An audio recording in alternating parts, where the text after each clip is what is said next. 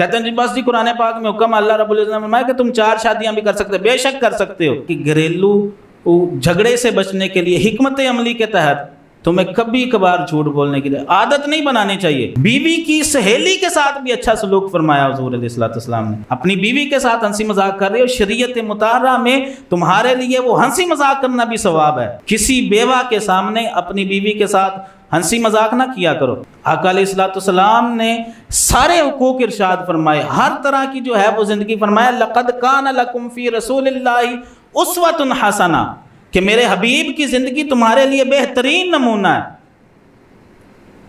یہ تو بیویوں سے پیار ہے۔ ام المومنین سیدہ عائشہ صدیقہ رضی اللہ تعالیٰ عنہ کہتی ہیں کہ ایک دن حضور علیہ السلام دوپہر کے وقت آرام فرما رہے تھے، ایک عورت آئی حضور علیہ السلام نے جب اس کی آواز سنی تو اٹھ کے بیٹھ گئے، اس سے کافی دیر تک باتیں کرتے رہے، پھر اس کو اچھا کھانا کھلایا، اس کی اچھی مہمان نوازی کی، کافی دیر تک اس کی باتیں سنتے رہے، جاتے ہوئے سے تحفے تحائف دیے، اس کو اچھی طرح رخصت کیا۔ ام المومنین سیدہ عائشہ صدیقہ کہتی ہیں کہ ہم پریشان تھی کہ پتہ نہیں یہ کون سی عورت ہے جس کو حضور علیہ السلام نے اتنا ٹائم عطا فرمایا اور دوپہر آرام کے وقت، اور جب وہ چلی گئی تو حضور علیہ السلام پھر لیٹ گئے۔ تو سیدہ عائشہ صدیقہ کہتی ہیں کہ میں حضور علیہ السلام کے قریب ہوئی، میں نے عرض کیا یا رسول اللہ یہ عورت کون تھی جس کو آپ نے اتنا کھلا دلا ٹائم عطا فرمایا، پھر اتنی مہمان نوازی کی، اتنے اچھے تحفے تحائف دیے؟ تو حضور علیہ السلام نے ارشاد فرمایا کہ عائشہ یہ میری پہلی بیوی ختیجہ کی سہیلی ہے۔ فرمایا کہ جب ہم مکے میں رہا کرتے تھے تو یہ ختیجہ کے پاس آیا کرتی تھی، جس طرح آج میں نے اس کی باتیں سنی ہیں اسی طرح ام المومنین سیدہ ختیجہ رضی اللہ تعالیٰ عنہ بھی اس کی باتیں سنا کرتی تھی۔ بیوی کی سہیلی کے ساتھ بھی اچھا سلوک فرمایا حضور علیہ السلام نے۔ عورتوں کے حقوق حضور علیہ السلام نے ایسے ارشاد فرمائے، ایک مقام پر فرمایا کہ کسی بیوہ کے سامنے اپنی بیوی کے ساتھ ہنسی مذاق نہ کیا کرو۔ ویسے تو ہنسی مذاق کرنا، اگر تم اپنی بیوی کے ساتھ ہنسی مذاق کر رہے ہو، شریعت مطہرہ میں تمہارے لیے وہ ہنسی مذاق کرنا بھی ثواب ہے۔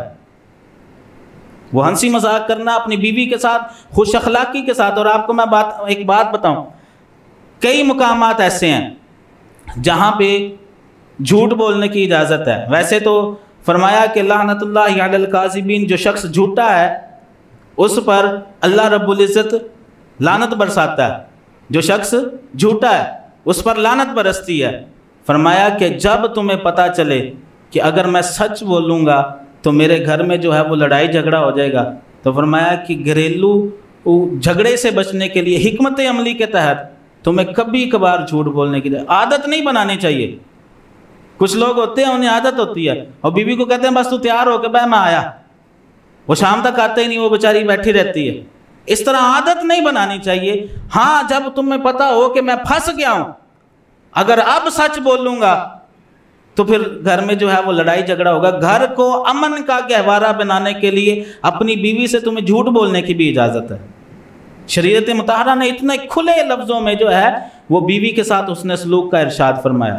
تو حضور علیہ السلام ساری ازواج کے ساتھ، ہمیں پتہ ہے اصل میں ہم کہتے ہیں کہ نہیں جی اگر تم میرے ساتھ اچھا سلوک نہیں کرتی تو میں دوسری شادی کر لیتا ہوں۔ کئی لوگ ایسے ہیں، میں نے بڑے کیسز دیکھے ایسے، وہ شوق میں دوسری شادی کر لیتے ہیں، کہتے ہیں جی بس جی قرآن پاک میں حکم اللہ رب العزت نے فرمایا کہ تم 4 شادیاں بھی کر سکتے ہو، بے شک کر سکتے ہو۔ لیکن اس کا اگلا جملہ یہ ہے جہاں فرمایا نا مثنی و ثلاث و رباع، کہ تم 2 بھی کر لو، 3 بھی کر لو، 4 بھی کر لو۔ آگے فرمایا وَإِنْ خِفْتُمْ أَلَّا تَعْدِلُوا فَوَاحِدَةً، اگر تمہیں خوف ہو کہ تم 2 بیویوں کے درمیان، 3 بیویوں کے درمیان، 4 بیویوں کے درمیان عدل نہیں کر سکتے، تو تمہارے لیے صرف ایک بیوی کافی ہے کہ تم اس کے حقوق ادا کرو، تم اس کے ساتھ اچھی طرح جو ہے وہ پیش آؤ۔